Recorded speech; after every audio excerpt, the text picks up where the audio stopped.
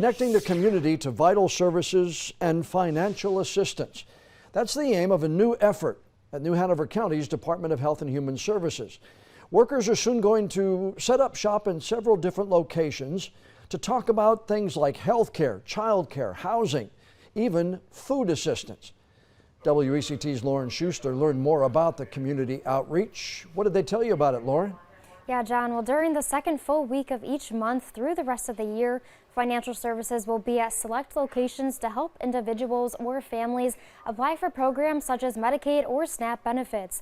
Those locations include the YMCA on Market Street, the YWCA on South College Road, and Ephesus Seventh-day Adventist Church on Castle Street. All three are near bus stops and to help reduce that transportation challenge, which was the initial push to get into the communities. And if you're interested in applying for this financial assistance program, you need to bring a government ID, proof of residency, and know your household income for eligibility.